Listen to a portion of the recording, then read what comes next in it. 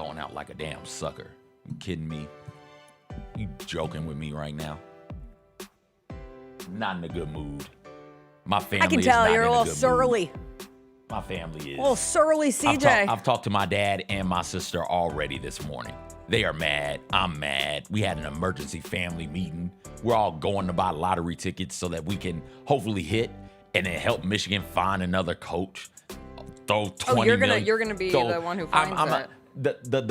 No, we don't. Michigan doesn't have to pay a buyout because that dumb got fired with cause. Dumb.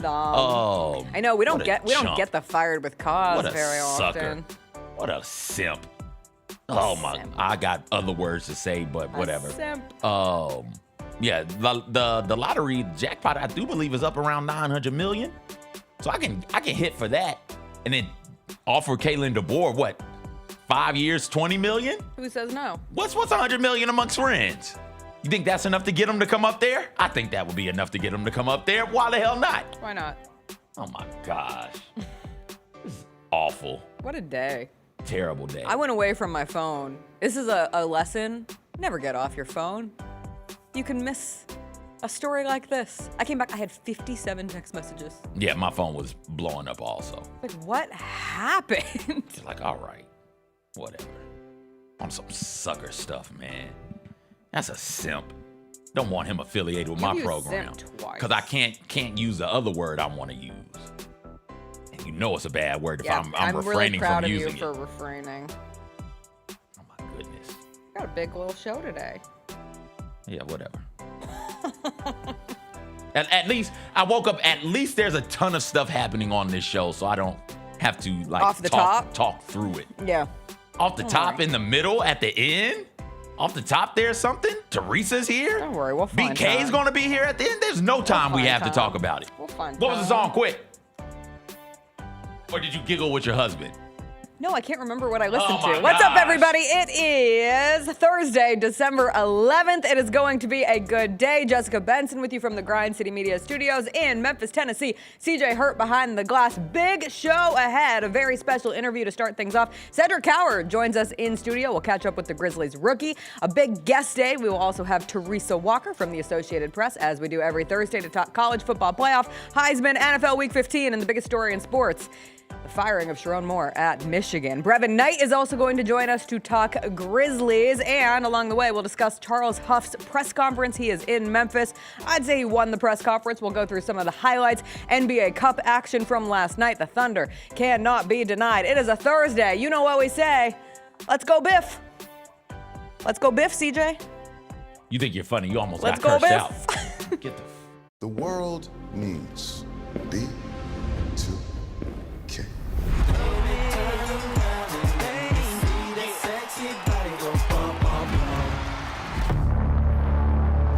B2K's breakup was a huge shock to their fans.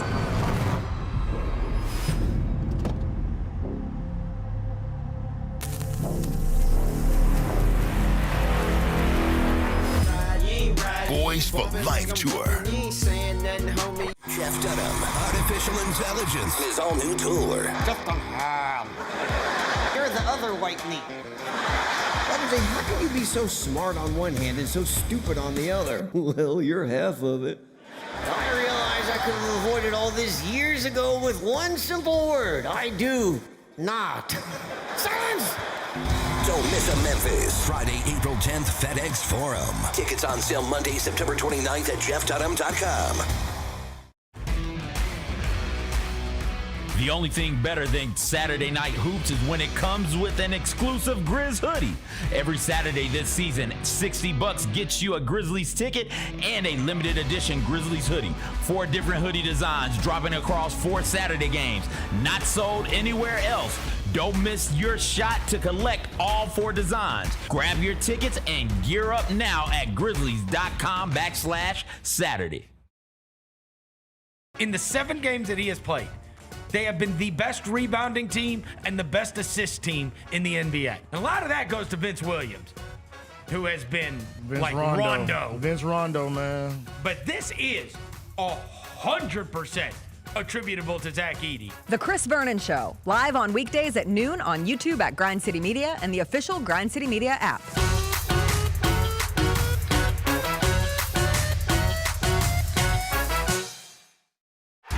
Watching the Grizzlies is easy with FanDuel Sports Network. If you have cable or satellite, you're all set. Find us on your channel lineup. You can also use your TV provider login to watch games on the FanDuel Sports Network app. No cable or satellite? Subscribe directly to FanDuel Sports Network online. You can also watch on Prime Video by adding a FanDuel Sports Network subscription. Not sure where to start? Visit FanDuelSportsNetwork.com to learn more. Nate Bargatze. Look, I say a lot of dumb stuff. I try to keep it in front of large groups. Seems to go better that way. Big Dumb Eyes World Tour. When you say something dumb one-on-one, it's a lot for that person. I'll say it, then I can just feel that they feel the weight of my life on their shoulders. Tickets and info at NateBargatze.com. Don't miss the Big Dumb Eyes World Tour. Nate Bargatze.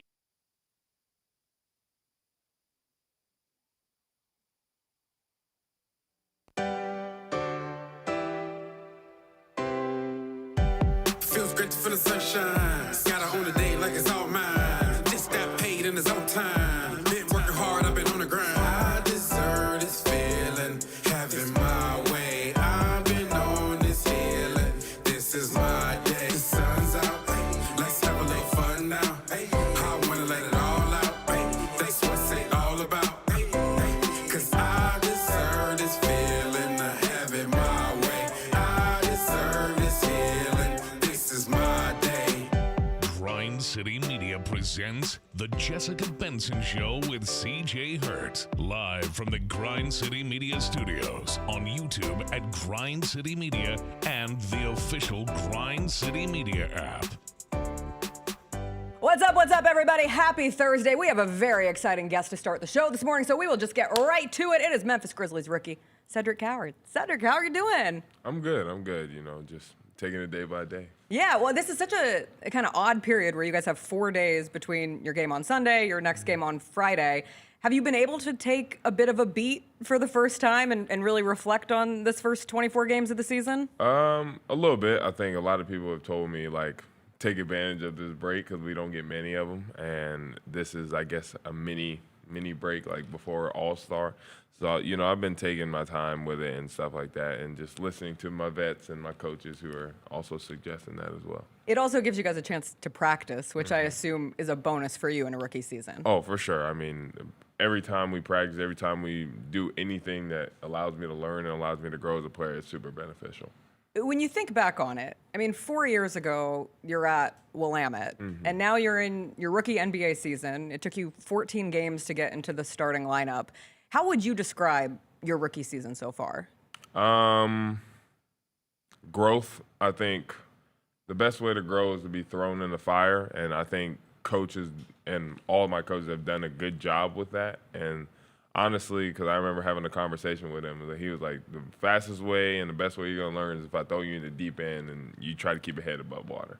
So for me, I think that has shown, like, my ability to just, like you said, tread water at times.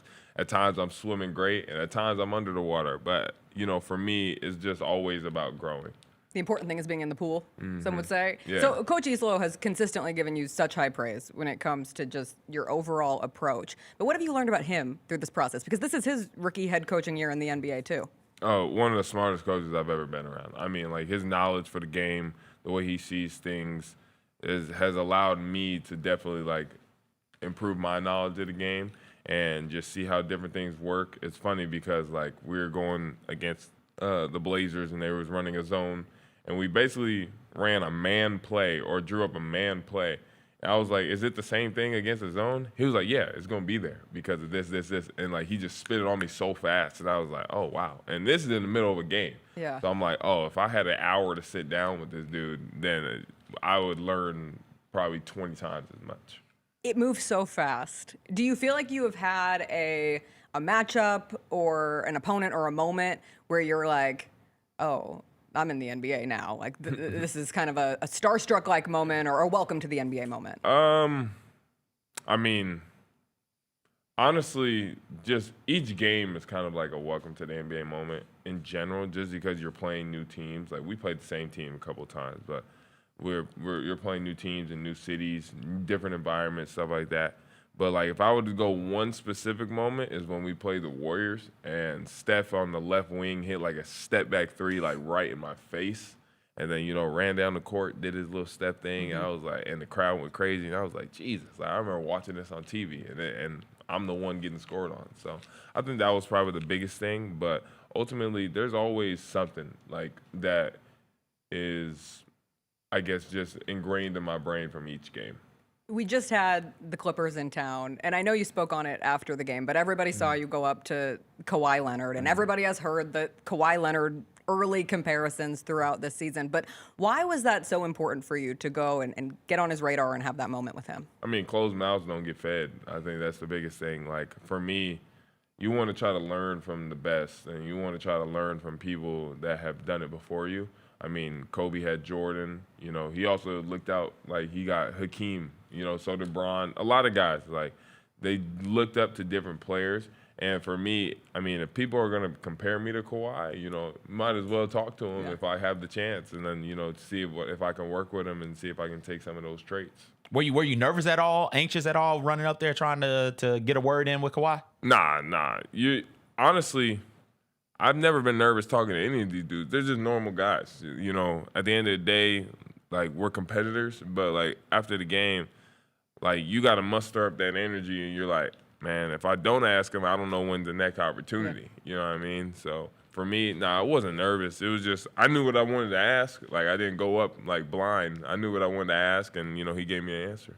This makes me think of something I heard from Jalen Wells yesterday, who was doing an interview, and he was talking about the leaders on this team, and he said, Ja, Jaren, and then he said Cedric. And it's not every day that you hear a second-year player or any player on a team mention a rookie when it comes to the overall leadership. And I know you've talked about this always being something that's been natural to you, but do you remember, like, when you were a kid, when you first kind of emerged into that leadership role and how that's always come from a place of comfort for you? Yeah, so when I was a kid, my grandpa was big. My grandpa, my mom, my dad, they were all big with, like, making sure you lead and don't follow, because if you lead, you know the direction you're going to. I say the moment, like, it really, like, hit me was I was at a Pop Warner football practice, and we were doing, like, a running drill. And I obviously could have been, like, in the front of the line or first, but, I was dogging it. I'm not going to lie. And then my grandpa showed up at practice. And as soon as I saw him, I was like, God. And so I had to sprint all the way to the front and basically lead the pack, which ended up not being bad. But I remember after that practice, I was probably 8, and he was like, I know you saw me when I walked in, didn't you? And I was like, yeah, I did. And so we still talk about that moment. So it's like, I think those different moments, but just honestly, it's just being bred in me since I was young. It's funny how Little League sports has that effect on you. Played a bunch. I'm not near as good as you, Cedric, believe it or not. Otherwise, I'd be out there. I wouldn't be in here. But played Little League sports, and we had kids like you. My dad was a coach, so it couldn't be me. But had kids like you who would kind of loaf about on the practice field and in games until they saw mom, dad, grandparents show up. It's like, oh, no, I've got to try. So you telling that story makes me reflect on my Little League experience. Were you guys big into snacks after games? And if so, what was your, like, favorite snack to get after a game when you were playing Little League sports? To be honest with you, I don't really know if we were big into snacks after games, like, because I was no Little Debbie, no squeeze it juice, like that. Sons. But I was big into Gatorade. I mean, that was good. But, like, I say, we always, like, went to eat after games. We never because we played on Saturdays. So it was like we play. Usually it's the morning game, or at the latest it was like 12 or 1 o'clock. And then after that, I'm starving. So I'm telling where were y'all Mom, going? What was the spot? CC's was cheap, and you could eat all you wanted to. Ryan's. We had Ponderosa around these parts. See, everything you naming is not in Foreign. California. Right. Yeah, it was there. So for me, it was probably like Applebee's. Yeah. I mean, at that time, hometown buffet was still a thing. Yeah, hometown buffet was still a thing. My favorite spot was this teppanyaki spot named Japanese Kitchen. We used to go there. Yeah. Hey, he was preparing himself because now. Man, I was intrigued when you do the little onion volcano. I was locked in. You were that kid, eyes wide, fire set. You're like, I was locked in. Let's go. Well, now you get to pick up sushi for the team before games. Is that your only rookie duty, to be on food report before you guys go on trips? Sushi, bring cards on the plane, and that's really it. And then, you know, like if the vets need anything, like you kind of just, you know, if it's not outlandish, you know, you go ahead and take care of that for them. What requests? What's the most appropriate request that you've had that you've been like, this is my life as a rookie that I have to live with? Scotty one day told me to take his bags from the locker room to his car. I'm not gonna lie, I didn't do it. But I mean, they're like, these dudes are great guys. Like, and they don't like. I'm going through my rookie year, but it doesn't feel like it. Like, it's funny because Jock told me the other day we were on the plane. He's like, dude, you're like a 22-year-old vet or a 40-year-old rookie. Like, that's what it feels like. So, like, I got to give you crap just to feel like I'm talking to a real rookie. And I was like, I guess that's a compliment. Yes. But, you know, for me, like, when these guys ask for something or, you know, they ask me to do something, like, I usually try to get it done. You've shared like the relationship between the vets and you, the rookie on the court. I wonder off court from an advice standpoint, has anybody given you some advice about non-basketball stuff on the team that you've kind of taken to heart? Yeah, I remember me, Shaq. I think it was me, Shaq, Bond, and Ja were talking about like financial stuff. Like, we were just talking about like how to set, like how Ja has his like financial team set up. You know, I'm not gonna go into detail. That's his business. But we're going over that and just different things like what you find and stuff like that. That's like one small thing. Obviously, like you have guys like Scotty, like Ty, like Jaren. Like they drop tids and bits all the time. Of like it can be about life in general, you know, when we go to specific places, you know, where to eat, it really don't matter. Like all these guys are dropping gems all the time. So for me, I just try to listen and retain as much information as possible. We're still awaiting his official return date, but it seems like Ja will be making his return to the team sometime soon. You've played 12 games with him so far. 12. We got a lot of 12 numerology going on here. But just what is it like to play alongside Ja, and how has that relationship with him continued to develop? I mean, it's easier for me. I mean, he commands a lot of attention, is what I can say. Like, his gravity is good, is really good, and it's very beneficial for me. And at the same time, being on the court with him, he helps you learn certain spots to be in. Now, everybody's different because, like, he may want you in a certain spot. Meanwhile, somebody else may want you in another spot. Like, I'd rather cut with somebody else or space with somebody. So you're learning that as time goes. But at the same time, just, like, the gravity he provides and, you know, the command of attention he has from the defenses makes my job so much easier. Things have felt easier for this team in general as you've now won 7 of your last 10 games. When you look on it, like, what's the biggest thing that's led to this group kind of putting it together and getting some of these wins? I think just growth overall. Like, we've really bought into the system, bought into what Coach wants us to do. Offensively, like, we've created new problems for ourselves, which are good because not all problems are bad. Some problems are problems are inevitable, but I think that's the main thing. And then we've really locked in on the defensive end, understanding how, like, the defensive end is what's going to get us to our offense and allow us to put points on the board. I think one thing we had early in the season, we couldn't really finish games, or we'd have a stretch where we would play horrible defensively. And so for us, it's just trying to be as consistent as possible to try to play a full 48 minutes. And especially if you get down to, like, the nitty-gritty and winning time, is to really buckle down then. Have you been able to explore Memphis at all? A little bit. I mean, most of the time, like, if I do go out, I go to, like, Germantown or, like, Cordova because that's where all, like, the real good stores are. And so, like, I'm going out there sometimes, you know. Like, I'll make my own Costco trip because I can. For right now, I can, is what everybody's telling me. So, I'll go ahead and do it. But I think Memphis is a cool city. Like, my family's coming on the 23rd for Christmas, so that would be awesome. I'll be able to show all 23 of them around, you know, around the city. 23 coming for Christmas. Yeah, I'll let them walk though, because, like, you know, everywhere I probably would show them. I've been, and it's too cold out there, so I'm gonna let them. It is cold, and you're a California kid. It gets cold in Washington. Oh yeah, super cold. But it does get cold here. Are you at the point now where when you're out and about, you get recognized? Oh, yeah. I mean, if I don't get recognized, like if some people don't say anything, I usually get stared at. And if, sometimes people are bold enough to come up, but I say, like, for the people that do come up, like, I hope I'm the nicest guy in the world, because at the end of the day, like, I remember being a kid and seeing your idol or seeing somebody, and you're like, dang, I just want to go up to him. Like, I'm approachable. I'm not, the worst I can say is no, and most of the time I'm not going to say no unless I'm doing something. But ultimately, like, I do be getting recognized, but I think it's all cool. I think it shows that, like, the city is engaged. I want to be able to connect with the city as well. Well, Cedric, it has been a joy to watch you play, get started with your rookie season. Thank you so much for joining us here this morning, and good luck with tomorrow's game. Yes, ma'am. Thank you. We will take a quick break. We'll be back on the other side. Teresa Walker will join us when we come back. Ma'am, did you hear that? Ma'am, I'm so old. Oh, God. Grizzlies fans, dunks, dimes, and no-looks are great on TV, but nothing compares to catching them IRL. And that starts with buying tickets at Ticketmaster, the official ticket marketplace of the Memphis Grizzlies and the NBA. Ticketmaster gets you to the game so you can catch every highlight in person. From seeing your favorite Grizzly stars up close to hearing the squeak of the sneakers on the hardwood. Put that jersey collection to use and get tickets at Ticketmaster. There's no better brag than saying you saw it live. See you courtside, Memphis. Let's face it, there's a lot of trash talk in basketball, but the great teams let their performance do the talking.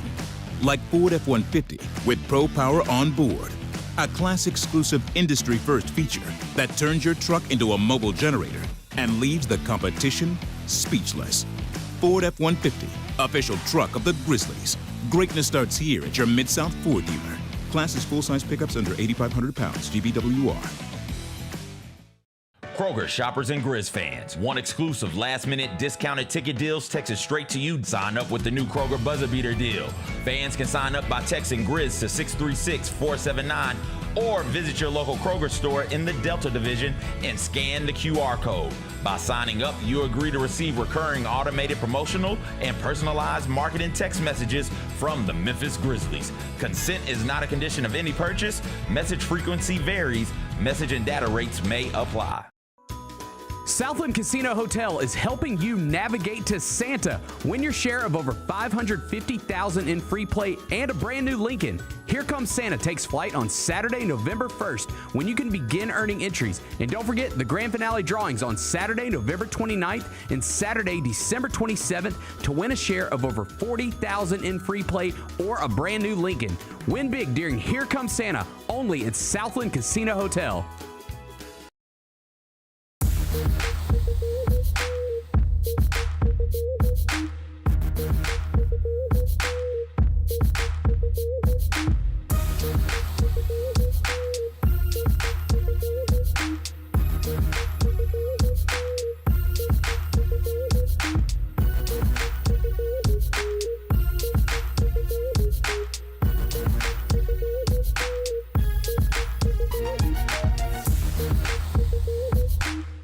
Memphis.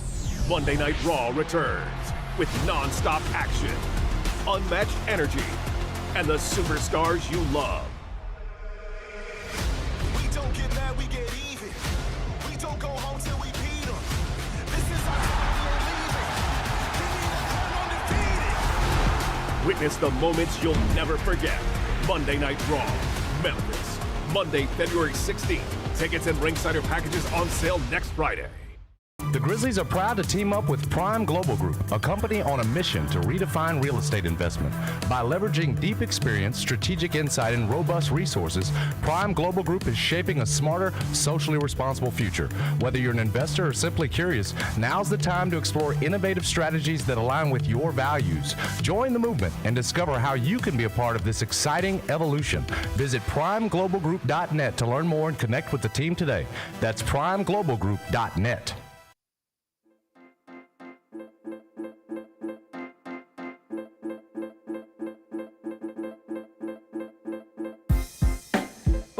Welcome back. Big thanks to Cedric Coward for taking the time out of his busy schedule to join us, even though I have had to succumb to being called ma'am in my life now. But he did hit CJ with a sir.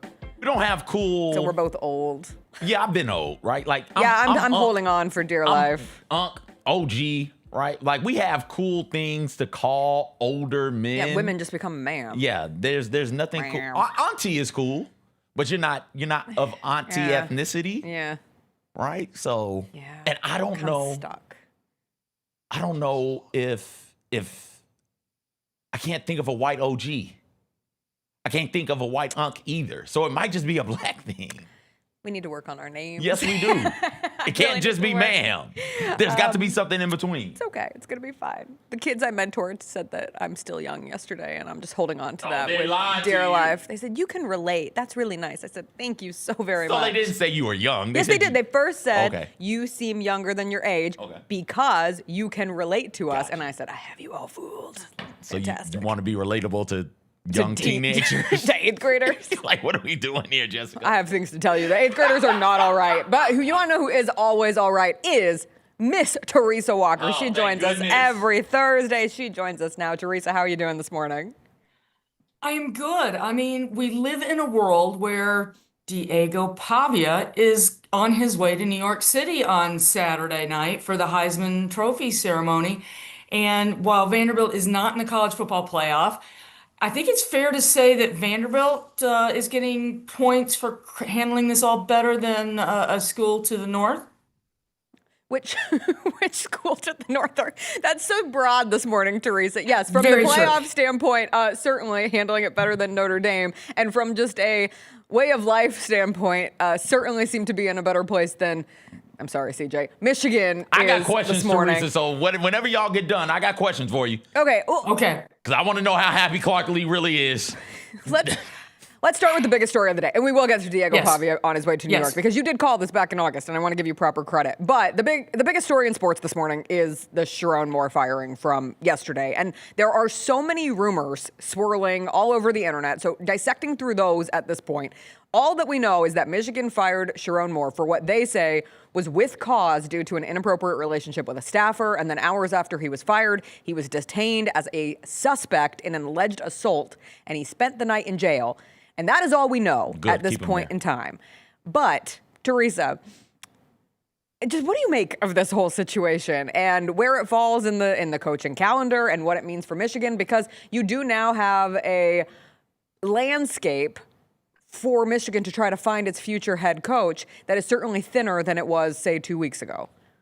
We thought the musical chairs in the coaching circles had stopped. The music was over and everyone was settled. And now suddenly, let's just wait and see, because while Michigan has undergone a bunch of slings and arrows in the last 2-3 years, I mean, let's not forget Jim Harbaugh, the NCAA, the sign stealing allegations, and I saw a tweet this morning where Connor Stallion said he knew like all the signs from like 7 games, and it's like, okay, did we really need that this morning?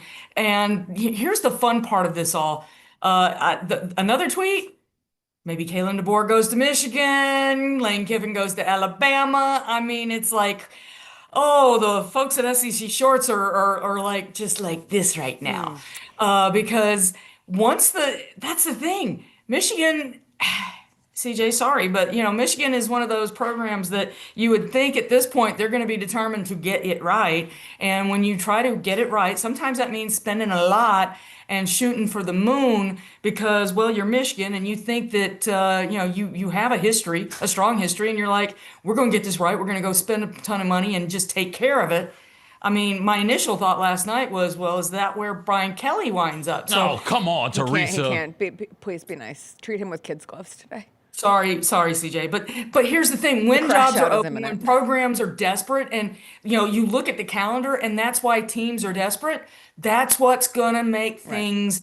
You don't know what could happen at this point. That's where we get the crazy stuff, and we all have seen crazy stuff happen in college football for this reason.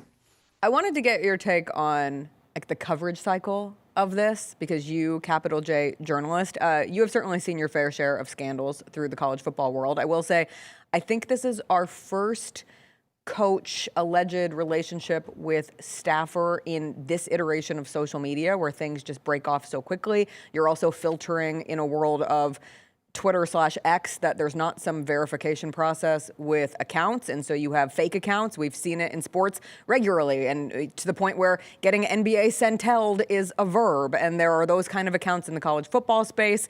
2 of them took off again yesterday, and now I can't think of one of them. One of them's Rob Reinert, and the other is, oh God, he had the big one yesterday.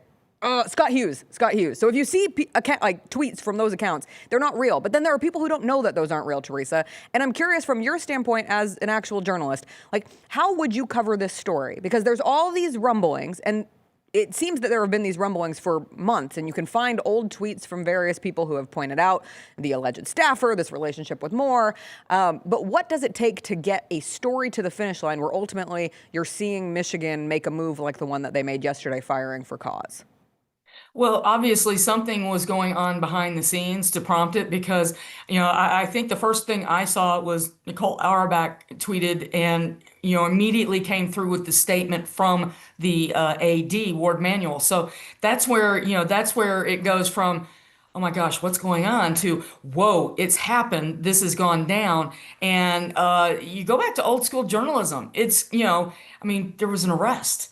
So you're doing FOIA requests for information from Michigan to find out all the, text, emails, any, discipline letters that may have been, given to Sherrone Moore. You're tracking down all those deep pieces of paper. That will take a while, but you fire off the records request. Once there's an arrest, you're getting in touch with the police department to get what we call either a police affidavit or report. You can't get the actual report for a while, so you get a narrative of what happened and who was arrested and when, and then where are they at? That's when you send photographers to the jail. Pac-Man Jones, before his first training camp in Nashville, there was an incident where I had to go down to night court because he was getting bailed out after an incident. So, if you're in sports these days, kids, just a reminder, make sure you learn about the court system and judicial issues, because you're going to need to know how to get to the jail, night court, and how to dig up court records. And so it's just, so you're doing all those basics, and you're calling players, you're calling assistants. And, if you've been covering this beat, you probably have some sources. Now, that said, there's allegations about what coaches, mayors, senators, whatever the level, sports and just life, there are always stories about people. Very much so, about what they're doing, who they're doing it with, and did you hear about, and, scuttlebutt's one thing, but before you go reporting it, and this is one problem with social media, I can't tell you how many times on draft nights there will be a tweet from somebody whose account looks like Adam Schefter, but there's an L or an extra F or a T that shouldn't be in there. And people fall for it. Why? Because you're looking for information about a breaking situation, and you're desperate for any crumbs of information. So this is where, know who you follow, and know that they have a track record, so that you're not just going down every nook and cranny rabbit hole right now, because on breaking stories like this, it's so easy. Yeah, and content creators have great value in the space of college sports and just sports in general and the media world, but they're probably not going to the jail, and they're not doing the FOIA requests. And so there is a difference between genuine information that is being kind of mined by people with the experience to do so, and then those who are spouting off random rumors. And that's where you get the DoorDash. If you heard the DoorDash story yesterday, that came from one of those fake accounts, Scott Hughes. But I saw people reporting it as fact, and I saw other people who are actual journalists sharing that as if it were true, and then realizing, oh, I just got again. And it happens to all of us, and it creates a very frustrating landscape when you have a story like this breaking and you are trying to get to the bottom of what actually happened. And we all have a human nature of being nosy. And when something like this happens, we're intrigued. We want more details. And so you're so thirsty for those details, sometimes you overlook where they're coming from. We are all, at that time, we are all the neighbors lined up on the fence in the backyard trying to get the tea and find out what's going on. Yeah. But that's the thing. Calm down, people. We'll get it. Maybe not this very second, but hold on, because you want the real tea, not the fake tea. Well, the real tea is way back in August, you made a bold prediction that Diego Pavia could be a Heisman contender this year, and now he is headed to New York with Fernando Mendoza, Julian Sayin, and Jeremiah Love. Does he have any real chance, in your opinion, Teresa? He does have a chance. Now the thing that worries me is the thing that got Peyton Manning back in 1997. Mendoza is playing in Indiana in the Big Ten, and that's a big area for the Midwest and the North. So he might potentially, and as Clark Lee said Sunday when I asked him about Pavia and his Heisman chances, he said, hopefully not playing in a college football conference game last weekend doesn't hurt Diego Pavia because, what's one of the last things that voters had in their minds as they were casting their ballots last week? Mendoza making that 3rd and 6 pass to help them run out the clock and play keep away to finish off the win against Ohio State. And I feel for you, CJ. You just look like you're in a world of hurt this morning. Peyton Manning should not have won that Heisman. Peyton Manning lost to the much better player. Charles was the best football player CJ, in college no that complaint year, here, baby. Teresa. Like Beat Florida, and he would have won. But he Do we want to know why you threw your phone? Yeah, I threw my phone because we all of a sudden brought up 1997, and all I hear about living in the great state of Tennessee is how Peyton Manning somehow got robbed. Like Peyton Manning wasn't out here losing to Florida, and like he didn't lose to Memphis, and like if that Arkansas quarterback didn't put the damn football on the ground to stop himself from falling, that was 1998, CJ. Lost to Arkansas in the SEC championship game. Peyton Manning accomplished nothing in college, and he didn't get a Heisman, and good, because Charles should have got that damn Heisman. What are we talking about? I did not bring up Peyton. I am with you, CJ. If he wanted the Heisman, beat Florida.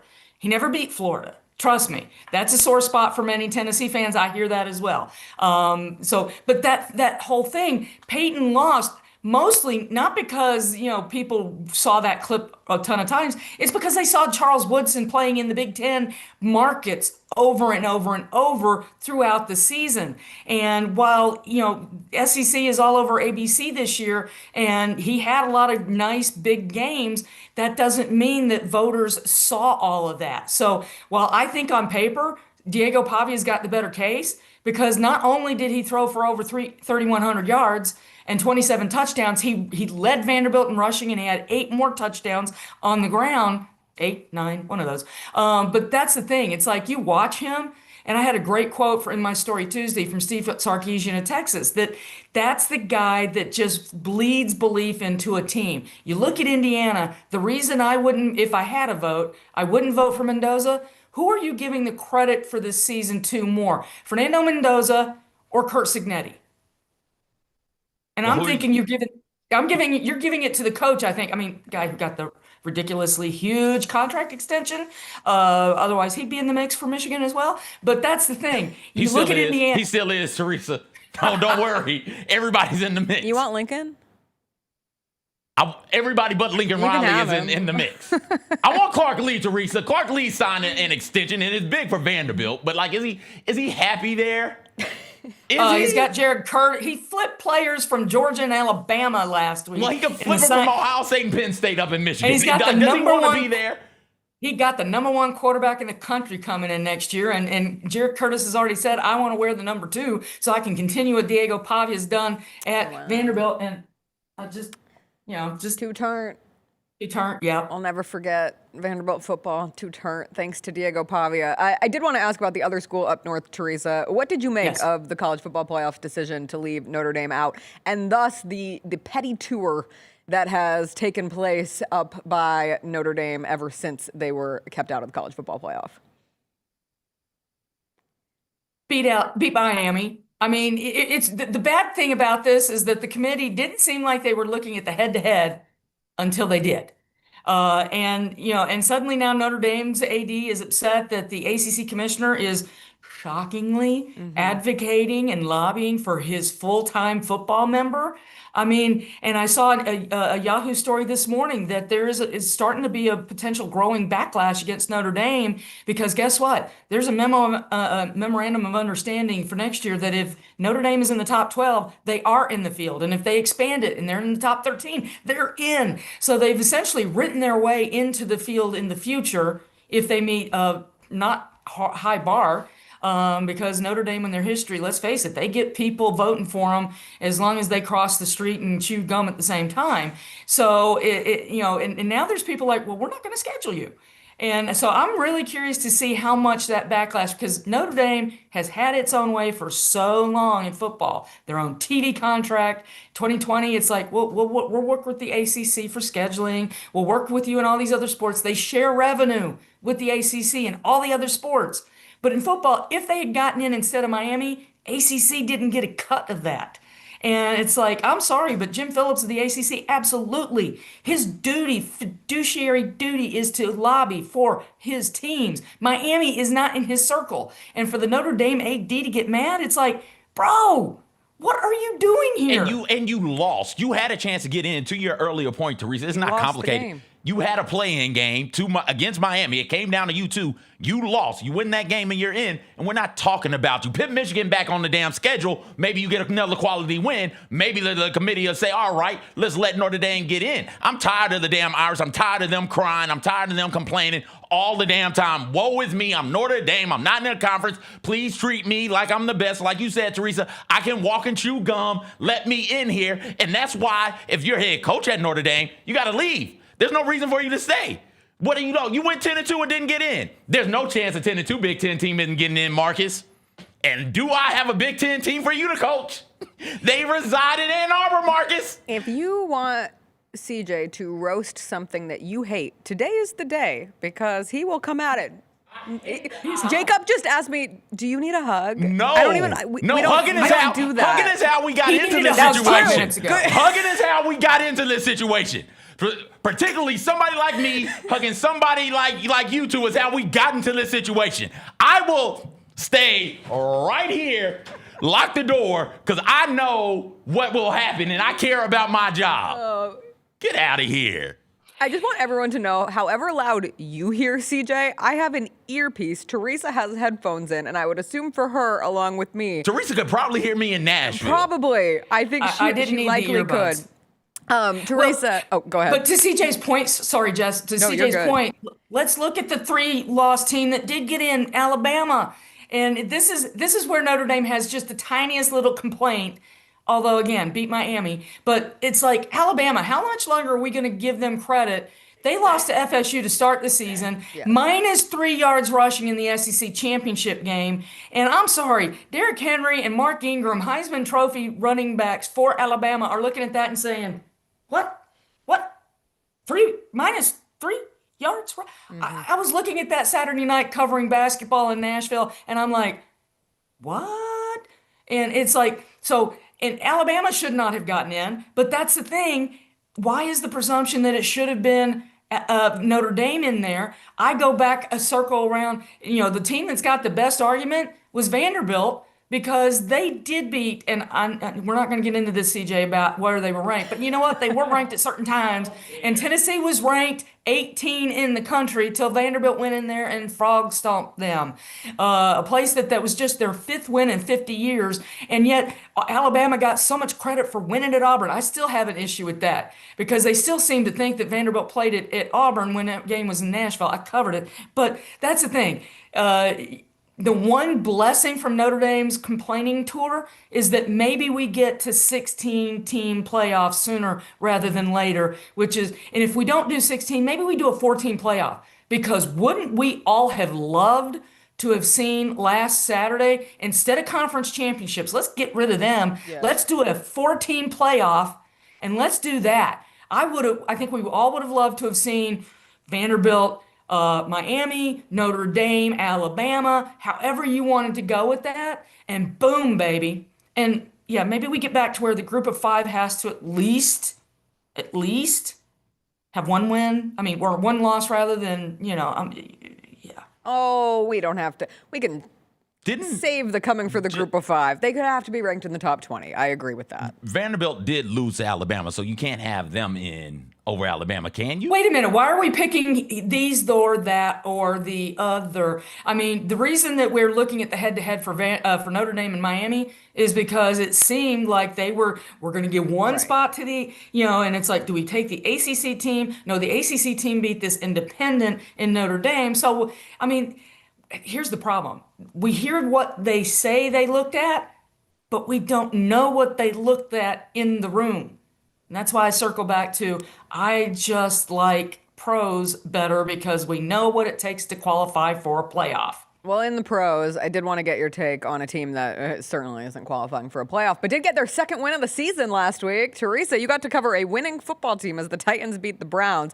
I would say the biggest story from the game was probably Shedeur Sanders, 364 yards, 3 touchdowns in the air, 1 on the ground. But in a battle of the rookies, Cam Ward and the Titans got the win. What did you take away from that game? Well, as much as Cam Ward wasn't happy with how they finished because they had to hold on late after being up 31-17 in the fourth quarter, guys, I think that was their first fourth quarter lead all season long. How crazy is that? So they did so many good things in that game. Guys, they had not scored on the opening drive a touchdown until that game.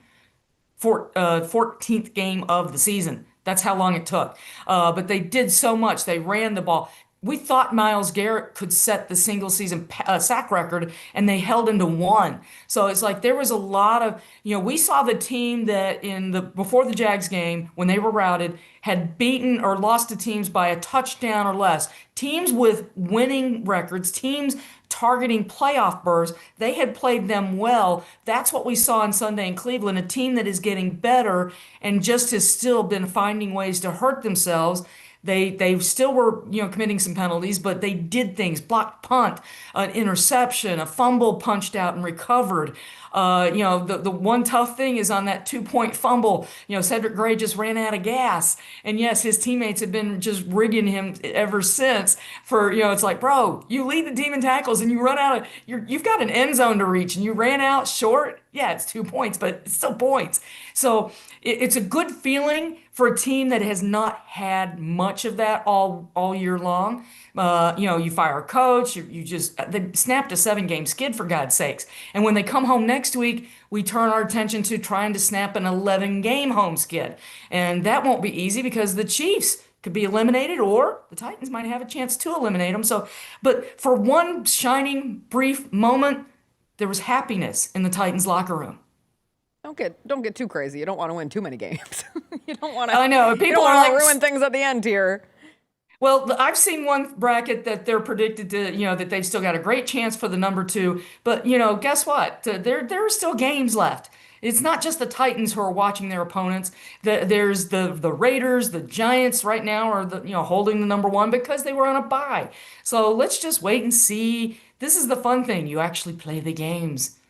Teresa, you're always one of our most fun things of our show. Thank you for joining us. Thank you for helping us weather our way through a emotional day here on the show. We send you consensual heart hands always. CJ needs a hug. CJ needs, but not from us. Not from us. Somebody else. No. I'm out. I don't want to be doxxed on the internet. We'll see you next week, Teresa. Have a good one. Bye. Bye. That was Teresa Walker. You can always find her latest at the Associated Press. We will take a quick break. Still ahead on today's show, Brevin Knight is going to join us in our final segment. We'll catch up with him, get his take on Cedric Coward, the Grizzlies, the potential Morant return on Friday when the Grizzlies face the Jazz. And then coming up next, we'll discuss the Charles Huff introductory press conference that happened over at the University of Memphis yesterday. It was a great press conference. We'll get into some of the highlights from Huff, what it means for the Tigers after a quick break.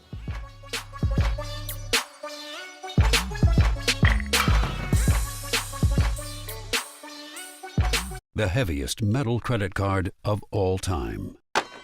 Rumored to be one of only 18 in existence. Plated with the very same tungsten that forged the International Space Station. And wielded at business dinners like a samurai sword. It's a classic corporate power move. But the real power move? Having end-to-end visibility on your most critical shipments. FedEx, the new power move. The long goodbye begins. A very special evening with Journey. Final Frontier Tour.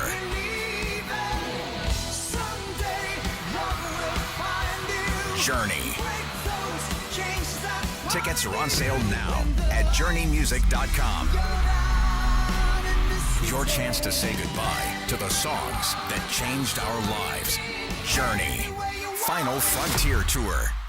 Sonic Radio. Welcome back to Sonic RNDIO. That spells radio with me, the CIO. This just in, the new Sonic $1.99 menu lets you build a crave-worthy meal for just $1.99 an item, whether that's a creamy shake, crispy tots, or a quarter-pound double cheeseburger. This just out. Ostriches. They're mean, not very cute, and in my opinion, way too big for a bird. Don't miss the Sonic Fun 99 menu. 5 items, always $1.99. Live free, eat Sonic. Tax not included. See menu for details.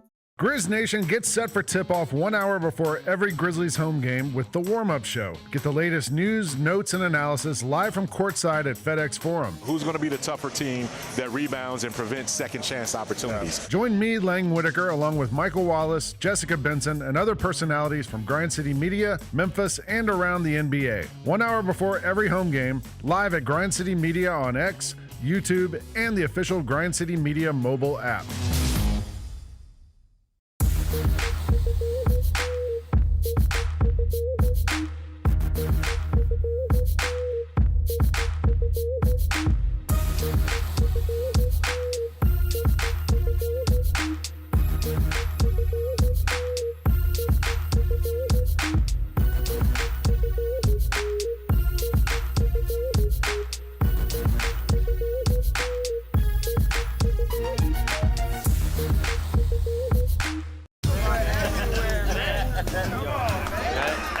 Now that's the new edition way.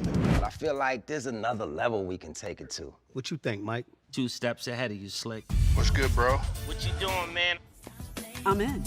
Woman, you don't even know what I'm getting ready to ask you. Here's the vision. All 3 of us on the same stage every night. Gonna be crazy. No barriers, no separation. It'll be like 9 kings and a queen. The next level starts now.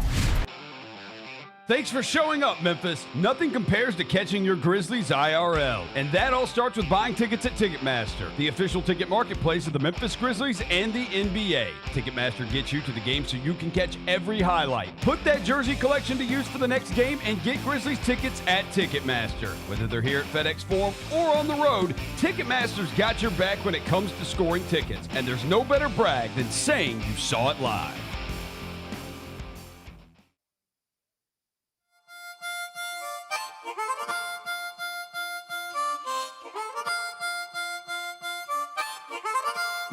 Welcome back, welcome back.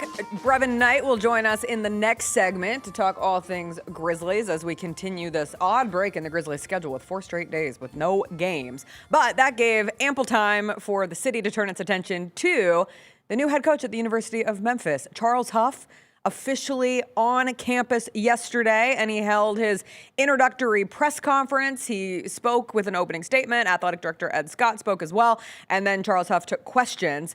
And plain and simple, Charles Huff won the press conference. Now, I will say, it is not absurdly difficult for a coach to win a press conference. Like, it's kind of ABCs of being hired as a coach. You should be able to woo a room to a certain degree and speak effectively enough that you can convince a group of fans, a group of people that this is the reason why a school just hired you. But I will say, watching that press conference yesterday, I thought it was the most well-delivered coach's opening presser I have seen since I moved here in 2016. And I've seen a handful of new coaches be hired. But Charles Huff was so charismatic. He said all the right things. Like, is it just words? Sure, for now. But those are words that galvanize a fan base, and those are words that lead to support and belief and energy and just a shift in, hey, I'm going to pay attention to Memphis football next year because there's something new, and that something new is exciting. Obviously, Huff's success ultimately gets measured by getting to a conference championship game, or in his words, winning a championship period. And that's what college football is all about now. It's not just about winning the American. It's about believing that you could chase a championship. And Huff said that he's here to close the gap. He said this isn't a broken program. I thought all of the things he said were fiery and good. And he talks about Memphis like it is the spot. Like, this is the team. He called them the homecoming queen, CJ. He said they're the prettiest girl in the room. And then there was one quote in particular that I thought really summed up the entirety of his press conference and his remarks, and it was the quote about Memphis being an apex predator. Here it is, in case you missed it. This is Charles Huff from yesterday. In closing, again, I couldn't be more thankful to be standing here. A message to the nation. Tigers are apex predators in the world. Apex predators are at the top of the food chain. Their job is to reset and establish order in the ecosystem.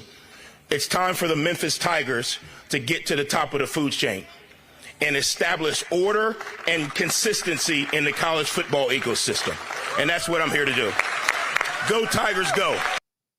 Were you able to listen to any of his press conference? No, I wasn't able to do much of anything. Okay. I wish him all the best. Hampton graduate, started coaching at Tennessee State, ended up back at, I do believe, Hampton for a period of time. We talked about it some on HBCU Huddle this week. You can go and listen to it. Just wish him all of the best. There's only, as of, I guess today, there's only 15 black head football coaches at the FBS level, and he's the only one with a HBCU background. So that is going to make me naturally pull for him. You throw into it that he's in Memphis, that's going to make me pull for him more, because when the football program's doing well, the city lights up, and I like when Memphis is lit up as a city. I think he's a good coach. Marshall, the way he left Marshall, he was forced out at Marshall. They just didn't want to pay him. Like, Marshall came out looking real bad in that situation. He gets to Southern Miss, and we know that he turned Southern Miss around in one season. So here's hoping he can. Memphis doesn't need to be turned around per se. There's talent here. It's a good program. They're spending money here. So here's hoping he can get them to achieve whatever it is that Memphis Tigers football wants to achieve for them. He will have great. He will have resources that he's never had before. He seems almost unnervingly real, and I say unnervingly, like that's not a bad word in this case. It's just unusual, because you usually get fed a solid amount of coaches speak, and that's obviously in there, and the cliches that get associated with being a head coach in college football. But I really liked his honesty on how he found out he got the job. He found out via his phone lighting up on a Saturday morning. He did say that on work days he works from like 5:30 in the morning to 11 p.m. at night, which hell yeah, college football coaches, you put in those hours. But he said he woke up and his wife said that his phone was going crazy, and it turned out everyone was congratulating him on getting the job. He hadn't heard from Ed Scott yet, and so he told that funny story. He was asked about the conference, and he said, I think it's wide open. No disrespect to the schools that have changed head coaches. I think we picked the best coach. Loved the confidence. He pulled the Kurt Signetti Google Me reference. I just thought he was really refreshingly honest. Was honest about not really wanting to evaluate the team that he has, because he acknowledges that he doesn't know the team that he's going to have. The transfer portal could open and everyone could leave, or half could leave and half could stay, or everybody could stay. And so there's still kind of a TBD period. He wants the team to get through the bowl game and not ruin the opportunity for this group to finish what it started. But overall, just an impressive display from Charles Huff. And I think, at least for this offseason, until we see him coach a game, there's plenty to be excessively encouraged about if you are a Memphis football fan. For this point of the year, yeah, we'll know. We'll have other opportunities to get excited. Transfer portal opens up January 2nd, stays open 2nd through the 16th. So we'll have an opportunity to see, hey, how well can you work this portal? So that'll be a chance to get excited. The National Signing Day will be in February. Stop laughing. I'm not laughing. Brevin just got in the studio, which saves you, because I was gonna tap dance and ask you if you had any final thoughts. Oh, I got him. I'd like to help you keep your job, so we're gonna take a quick break. What do you mean keep my job? I'm absolutely gonna keep my job. We're gonna come back. I'm not Sherrone Moore. I know how to keep a job. I know what to do to not get fired for some nonsense. I know not to get arrested for some nonsense. I know exactly what I'm doing. Does he? Nope. Did he? Nope. What are we talking about here? I can't believe here we are, December 11th, 2025, the year of our Lord and Savior, Jesus Christ. And this man is going out like this. He learned nothing from anybody else. Didn't work for Patino or Petrino, didn't work for Freeze, didn't work for any of these dudes. And you hadn't won anything. You winners get to have multiple families. Winners get to have a wife and a thing on the side. You're not a winner. That's for champions. You went 8-5. You went 9-3 and lost to Ohio State. You think you deserve a little strange on the side? Maybe, just maybe, if you kept it in your pants, we could have gone out there and beat Ohio State. Maybe, just maybe, if you weren't so distracted, we would have been able to beat USC. Get out of here. How hard can it be? I'm a man. I've got the part you got, and you know what? I managed to keep it in my pants every single day. I can't tell you the last time somebody else touched it. Can't tell you the last time somebody other than me just fondled it. Are you kidding me right now? All right. I'm saving you from yourself, CJ. Get out of here. Brevin is doubled If over you got behind a coach, me. we're coming. We are going to take a Alabama, break. we're We are coming. coming back. Notre Brevin Dame, is going we're to join coming. us. We'll talk all Washington, things we're coming. Grizzlies. We're CJ, coming for your coaches. Jacob, put it to commercial. We'll be right back. Don't put it to commercial, Jacob. You keep it right here, damn it. Don't you throw that damn Jacob! Bring me back!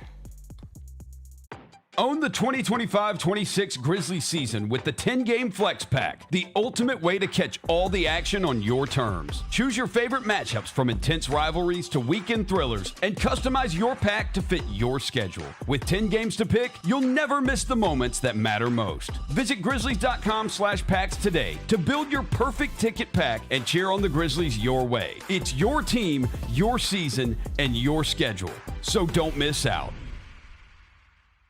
Kroger shoppers and Grizz fans. Want exclusive last-minute discounted ticket deals texted straight to you? Sign up with the new Kroger Buzzer Beater deal.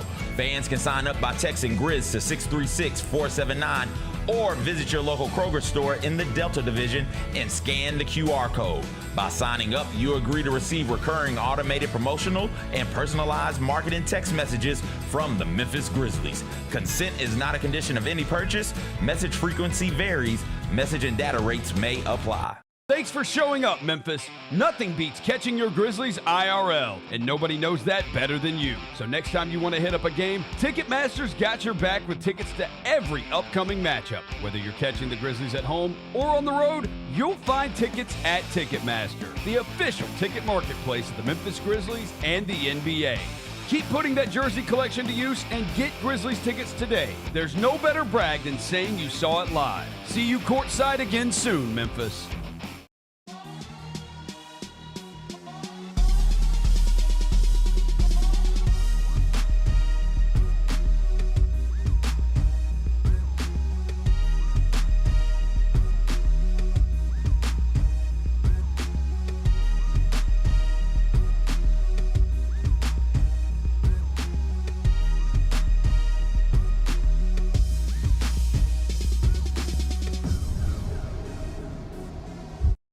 How did this happen? How are you the president of basketball operations after all you have done, right, in the music world, in the entertainment world, in the fashion world? Basketball changed my life, saved my life, and I grew up in New Orleans, and it's all about helping the next generation. God has led me on this amazing journey, and I'm taking advantage of it. The Chris Vernon Show, live on weekdays at noon on YouTube at Grind City Media and the official Grind City Media app.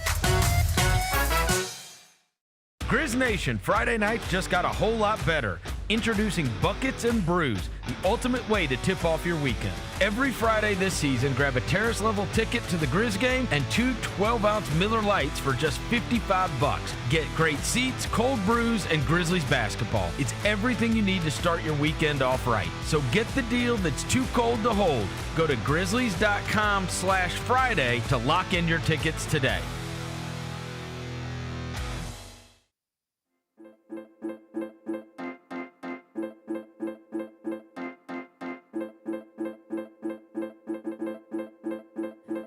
All right, we are back. Brevin Knight walked in this studio and said, what the hell did I walk into this morning? But he is here, which is always one of our favorite days. What kind of show do we have today where we get Cedric Coward, Teresa Walker, and Brevin Knight in one show?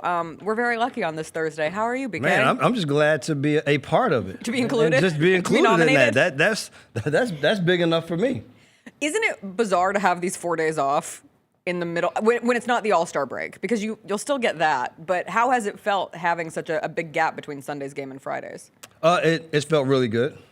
it afforded me the opportunity to go play some golf, see some sunny weather. Now the only problem is usually, and it wouldn't be as cold as it's been here, so it might not have been bad to just hang out, but Right. to be able to go and golf with my pops and like I said, see green grass and the sun was not bad at all. So I really love this Emirates Cup thing. Right.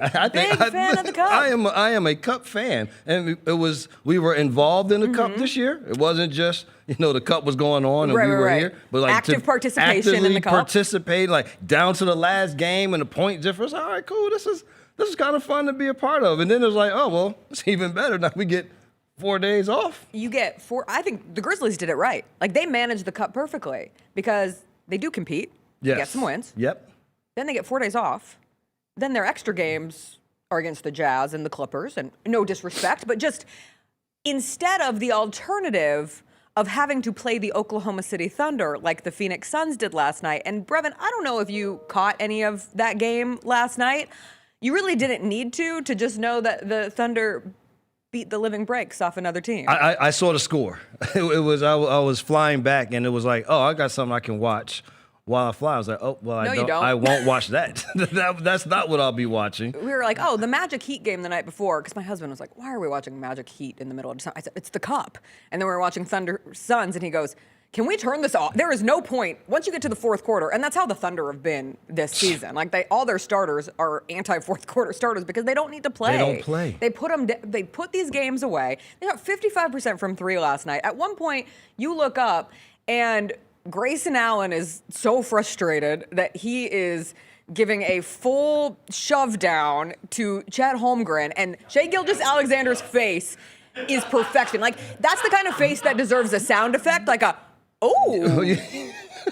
Ooh. But what doesn't get shared is that like 30 seconds before, Chet Holmgren is shoving Grayson down to the ground on a box out, and then honestly kind of like kicked him in the shins about. So one, Grayson's down 20 plus to the Thunder, and 2, he just got knocked down. You can only expect so much from Grayson Allen. Took his frustration out. Yeah. We've seen Grayson have those moments. The thing with the Thunder is it's really scary because we're not sitting here saying that SGA, Chet Graham, like these guys are having out of this world seasons. They're being as efficient and as great as they're doing their normal thing. It's just how good the rest of this team is. Yes. And they started off the majority of this with no Jalen Williams. Right. He was out for at least 20 of these games probably from the beginning of the season. And there would be times where you would turn on and watch them and be like, where did they get this guy from? Like how do they keep adding more to what they already have? And They're like a machine. To see the start, I mean, at this point in time, they are head above every other team in the association. They have, I saw a stat this morning on SportsCenter, they have led more minutes by 20 plus than they have trailed in totality this season. It's stupid. I mean, they have that inevitability factor that you got with the 2016 Warriors, at least the feeling-wise. You never know how things ultimately shake out. Or the 96 Bulls. Like, just this team that feels like an unstoppable force, and we are only 25 games into the season, but they're 24-1, and you're thinking to yourself, how does any team beat them in a 7-game series? Yeah, I don't know. And the thing that's amazing about that is how many times we talk about human nature kicking in when the team gets up 20 plus. Sure. Like eventually there's just a natural We just talked about it with the Grizzlies against the Trailblazers the other night. Well, and you talk about the game after that with the Spurs and the Lakers. Right. The Spurs were up 20 plus, and then all of a sudden you turn around and Van Gundy kept saying it on the telecast like, the thing about this is it's an uncomfortable lead because if the Lakers can just get a couple of stops, they score so well on the other end. Yeah. And then all of a sudden you sit there and it's like, holy cow, it's a 7-point game, 9-point game, whatever it got into single digits for the Spurs. But it's a credit to the entirety of their team. It's a credit to their staff that they continue to play no matter what the circumstance. We're up 20, so what? We're up 25, we want to get up 30. We want to get up 35. And we're just going to keep doing it until the horn says that the game is over. And also, our starting 5 is out. That's all right. Our next 5 up are their next 5 play against starting 5 just fine. Speaking of, and then we'll move on from the Cup because the Grizzlies are no longer participating. Did you see LeBron's reaction to that dunk on Luke Cornett? I did not. Okay, so we have the dunk, and then we have LeBron's reaction to said dunk. Okay. LeBron is going to posterize 7-1 Luke Cornett. Here, you get the rebound, push it in transition. LeBron James still got it. Why didn't they fix their court even? Great question. Boom, bam, awesome. So you see it from this angle, but then when you got the replay angle, the scream that LeBron scrumped And with Jackson Hayes behind him, I mean, that's in 4K for like a good 5 seconds. Like, that's my face when I bang my knee on the corner of a table. I just appreciated the pizzazz from LeBron that he can still tap into, even in a situation where they're figuring it out now that he's back. I love it. I mean, why? Just because you're considered to be one of the best in the game, why can't you have still emotion? have the emotions. I love it. Why can't you not still enjoy the game to that extent? Other people dunk on somebody and they do it. It's like, oh man, yes. Then he does this, and then he does like, oh, why you have to do it for so long? It's like, okay, this is so random, and it's not like I stayed up last night to watch. Taylor Swift was on one of the late night shows, and I have no idea which one it was, but I saw a clip circulating where she talked about how there are a lot of people on the internet who wish that she would just, be quiet and go away now that she's had all this success. And she's like, why would I do that? I'm still good. I've still got it. LeBron, similar thing. We have these people who achieve such levels of greatness that we take it for granted once it continues on. And you would think, you've done this so many times. Why are you having this? You've dunked on 8,000 people in your career. Because I still enjoy doing I still it. enjoy Right. it. Like, that's why he's still out there. Right. She enjoys still having #1 hit songs. She still enjoys and making money. Right. There's nothing. I don't have an issue with showing the emotion of being able to do it. I don't when the timing of it, what other things transpire, whatever's going to get you and your team going. Yes. I think we overanalyze those people. That's what happens. They get overanalyzed because they're on everything. They're talked about all the time, and we see them at every angle, at every point. We also just overanalyze people, celebrities, basketball teams, and we've seen such a shift for this Memphis Grizzlies team over the last 2 weeks. It's amazing what happens when you're winning 7 of 10 as opposed to winning 4 of 15 to start the season. How have you seen the change, not just in the production and the ultimate win-loss differential on the court, but just in the attitude of this team? Well, there aren't many. A lot of times when you talk about a team changing, it's because they get somebody back that then dominates the game, and a lot of times that's from the offensive standpoint. The thing that has changed for this team has been Zach Edey coming back from injury, and it has affected everyone. And now the other guys have continued to flourish within how the offense is going to run, where they're going to get shots, how they're going to move and play off one another. And I think you're seeing a little more fluidity to the offense on that end. And then, but also giving credit is defensively, they have gotten better as a unit, and they've gotten better in crucial times to be able to get stops. And but the completion of the stops that we weren't having at the beginning of the year is rebound the ball. Now the finish of the possession is they rebound the basketball. Whether it be Zach, whether it be the guards that continue to rebound extremely well, they're finishing those situations. And then on the offensive end, his influence has been, yes, the second chance points have been there, but I thought Jock Landale has done it all year, and now Zach is followed right behind. Their role to the basket has been so much deeper that it is forcing the defense to have to play deeper into to the basket. So that means that there's just more space that is in the painted area, so the guards get there more, help. The passing has been there. And then, guys, they're shooting the same shots. We were saying at the beginning of the year, they just weren't making shots. It wasn't like we were shooting bad shots. It's like, damn, can we just make some shots? But it helps when you have someone like a Cam Spencer who steps in and suddenly is one of your most consistent three-point shooters. He makes shots. KCP is making shots.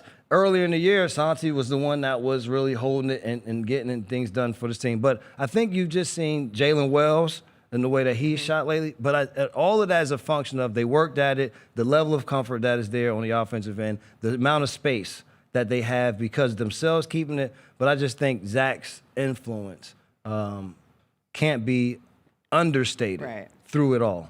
It makes everything easier for everyone. And at the end of the day, and we look and say, look who's making it that much easier. Not somebody who is that big that steps out and shoots threes. He's a guy that still dominates what he does in the game going to the interior. So I like that there is some semblance of the basketball that I like to talk about being played. We still have only seen 6 minutes where the Grizzlies' 3 best players have all played together with Ja, Jaren, and Zach. And the hope is that Friday, maybe, I'm not saying it's happening, but it sure is trending like it's happening that John Morant will make his return on 12/12. He gave away the 250 tickets yesterday.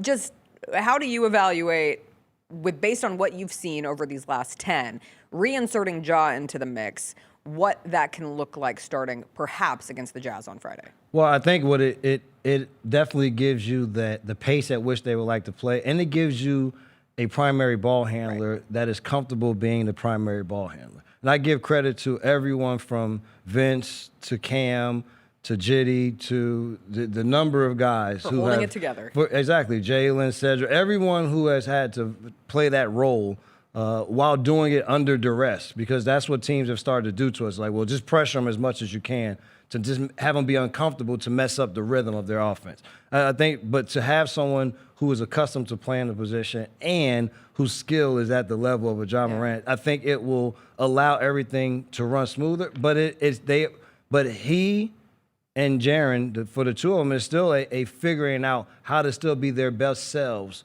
within this equal opportunity offense that we run. Because it's like through the body of the game, I say everything, that all happens through the body of the game. Yeah.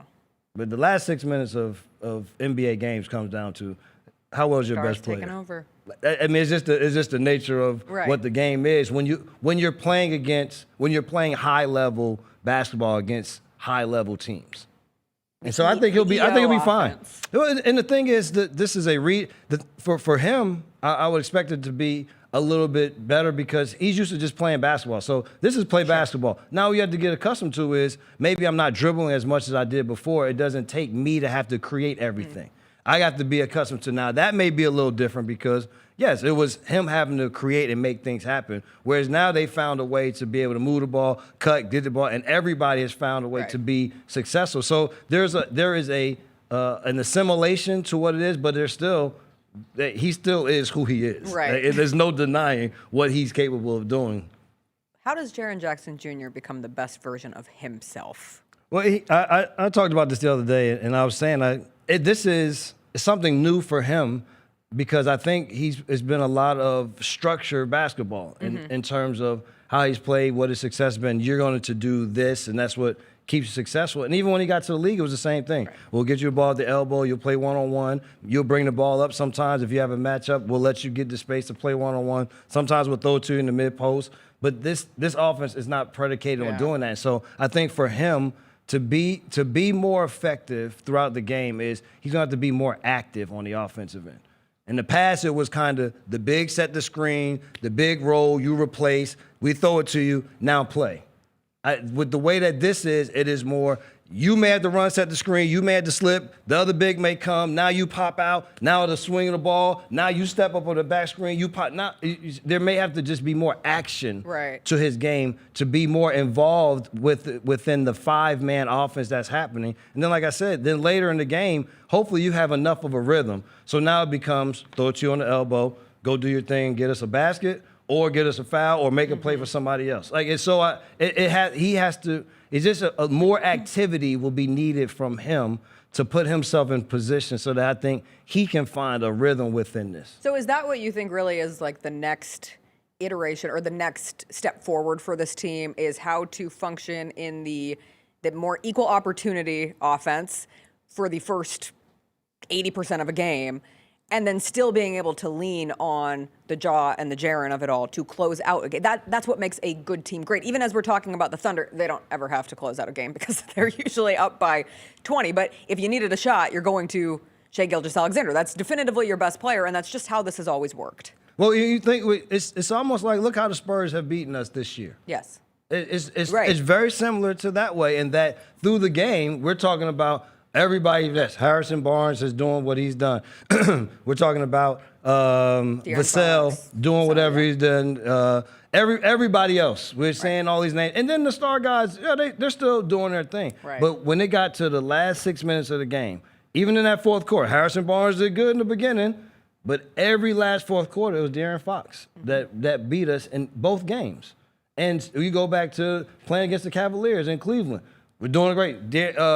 Mitchell got off to a hot start in that game. Yeah, but then through the middle of the game, it was kind of like we're playing. And then as soon as it got to the end of Evan Mobley did well in the middle. Yeah. It got to the end of that game, Donovan Mitchell's like, here we go. He take over and win. It's against the Nuggets, Jokic was having one of the quietest triple-doubles. Who takes over? It's Jokic and Murray. Early in the season, it's the Pistons. Who takes over? It's Cade Cunningham. Like, that is just the rhythm of the NBA. And so I think that they can find a way to still find a rhythm, be efficient. The team can still play. But the activity for them is going to be different offensive activity than what they are accustomed to doing. They've really established a pattern of beating teams below 500, which you can take of two things. Like, all right, you're playing easier teams, but also it's a professional thing to be able to consistently beat the teams that you are perceived to be better than or that you think of yourselves better than. Is there one of those games, though, that you look at it as a blueprint that can carry over against the teams with above 500 records who they have struggled against this season with only one win, and it was against the Suns early on? Well, whenever people say that to me, I say, well, what's our record? Sure. Below 500.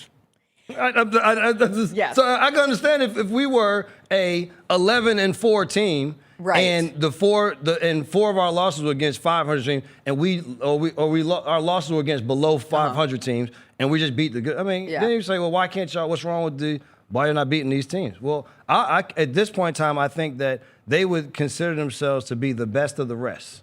Yes. At this point. And which is a valuable thing to know that you are not the worst. But you're also doing this without your main player. Number one of them being in and out of the lineup because of injury. The other one hasn't found his rhythm to it. And we're still without Ty Jerome, Scottie Pippen Jr., Brandon Clark. Like there are a lot of factors as to why the team was in this position. But I give them credit because they didn't hang their heads and say, well, here we go again. Right. These are the reasons why we're this way, because we don't. They didn't do that. No. They just kept believing and working. And they've stayed engaged. Yes. You see some teams around the league where, like, when it's over, that's it. The body language police on the bench, it looks bad. Everything is done. You know that it's done. This team hasn't acted that way. And what they've done is those teams are on the schedule that they have to play. Go out and beat them. If we're sitting here talking about they lost to these teams, and then it would be a whole different. Yeah, then they're always like, well, what's wrong? Yes, beat the team that you're supposed to. That's why I think it's so good. Like that is a valuable stat because the alternative is you can't even beat these teams. Like it could flip so quickly. And this is still good confidence for when you do play the good team. It's why we're in every game against the good teams. It's just the finishing part that gets to them. That's all it is. It's just the finishing. And so I think they take the blueprint from all of those. I say the San Antonio games. You take the blueprint from going back to the Cleveland game on the road, how you kept yourself in the game when a star player gets hot early, but you don't hang your. I think all of those are learning scars that have allowed them to be where they are now. Yeah. And I think you get your guys back now that can only build upon what happened. I keep saying, though, they have done a good job.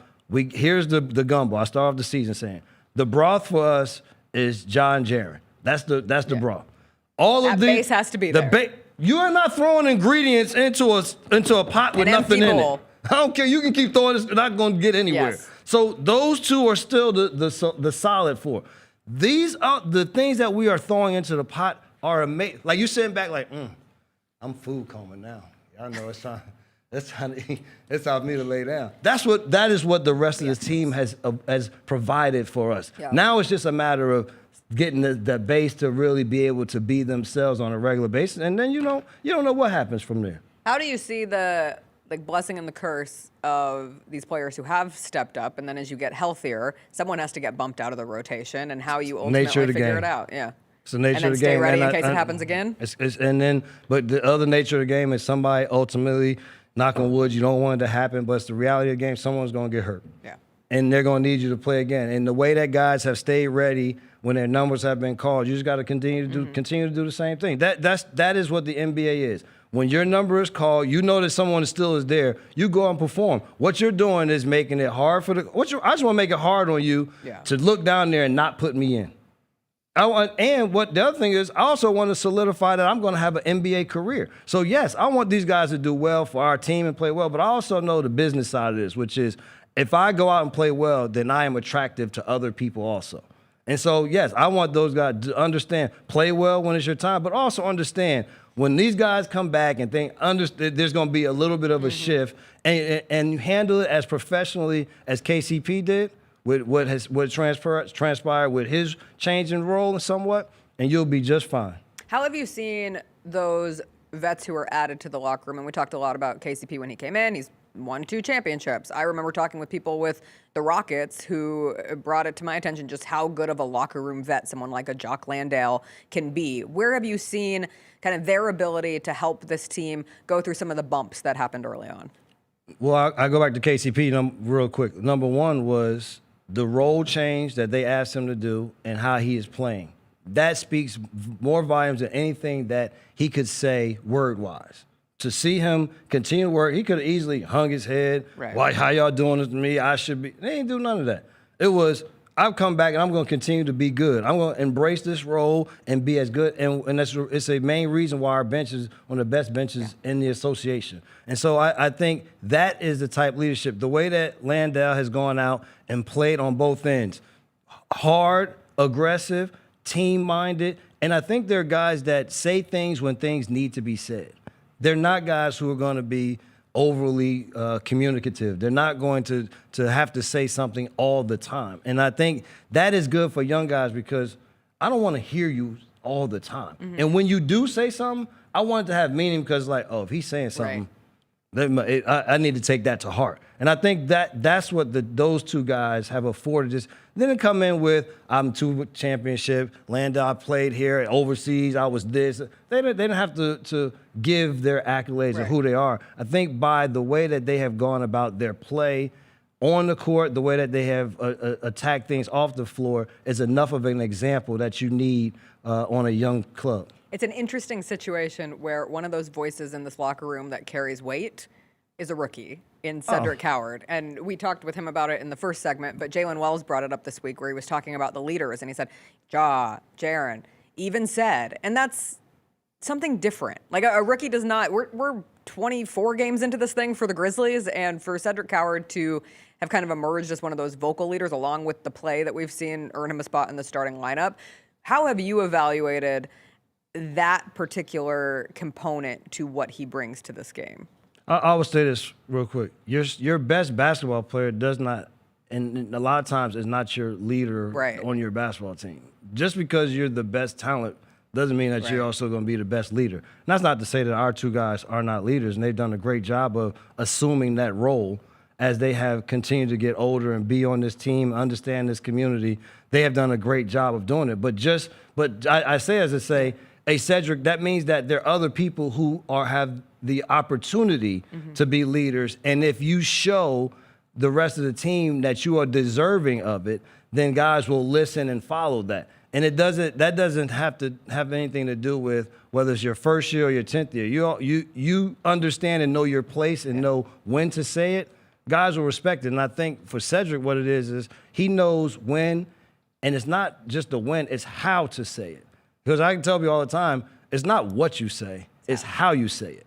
And I think he understands because he's also not a young rookie. Like he's been through a lot in terms of getting here. It hasn't just been on a silver plate. So the work that he's had to put in to get to this point is a lot different than others that ascended to here. So I think that the respect that he has garnered is something that he has worked towards, but it's also just who you are. Mm-hmm. Some people you're just naturally that. Mm-hmm. And when you're a natural leader, then people migrate to you, and people they see it, they feel it, and I think we have a great. You see what we've done on the court. You people have talked about it. I don't have to talk. The basketball side speaks for itself, but what you talked about in terms of people being able to listen to him and to be a youngster, I think just speaks volumes for who he is. And the basketball he's been great. I love the turn the corner. That's one thing that he and I talk a lot about is turn the corner on some of those for that mid-range shot, not just settling. He's just so good and so physically gifted at doing it. We're seeing it all, the rebound, defense. There's nothing he can't do. Yeah. He said that Jock said he's either a 22-year-old vet or a 40-year-old rookie. I would say a 22-year-old vet. All right. I want him to still be young. Do you like the Kawhi comps? I do. I mean, you always like the comps to be someone good. Exactly. That beats the alternative. you like it to be someone good, but also be a real comp. Yes. Like it's something. And watching him the last couple of games with the mid-range game is when early on, it's like, okay, you can see the walk. You got the arms are longer. The shoulders are broad. Okay, I can see it, but it's like, but on the basketball side, I got to wait. Let's wait.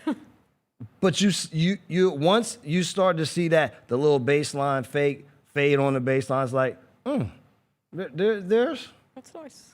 And then once they matched up head to head, and then for Sid to have the game that it was like. Yeah, that steal at midcourt was just like, a little Spider-Man meme situation. Boy, and then the way that the talk that they had with one another afterwards. Yeah. Listen, he is on the right track. trajectory to be a special player in this league. Before I let you go and get out of here, has there been one player who has surprised you the most for the Grizzlies this season in their contributions? I mean, I would definitely would say it's been Cam and what he has been able to do at the percentage that he's been able to do it with the rate of use. And a lot of it was because I didn't know what his role would be. I mean, I had the joy of being able to watch him play for a couple of seasons in college. I knew the type of player he was. I didn't know if he was going to be able to get his shots off as well as he's been able to get his shots off with the time given. He's really put the work in terms of getting the shot off quicker and understanding that every shot is not going to be a wide open shot. So I think he's gotten good at being able to make contested shots also. And then there's been the playmaking side, which is because he's an IQ basketball player. I know everybody talks about all of the work that he puts in the gym. He's in the gym for this long. He does all that. But a lot of that also is he is creating scenarios in his head while working out. And so while doing that, that is also working on the basketball team side of the game also. And so I think by just being able to do that and the function of the offense, it just fits his game. And he's also, the other thing he's done a good job of is limiting the defensive liability side where teams are trying to seek you out on that end. And he's done a good job of keeping guys in front, being physical when he needs to, showing hard so he can get back to the matchup that they want and not staying on a primary. So I just think his total contribution, not just the shooting, the scoring, I knew that's what he could do, but I think everything, he stood out probably the most. We talked about the Thunder being in a league of their own right now. Who's in that next tier in the West for you? Denver is there. Houston is just a funky team for me. The Lakers are going to be. I just don't. The Lakers are because they can score as well. I just think the lack of size is something that is going to be something that's going to hurt them, and they can't continue to try to play play that small. You know what team is a funny team is Phoenix. They are. And then the San Antonio is I think those are your next. Yeah.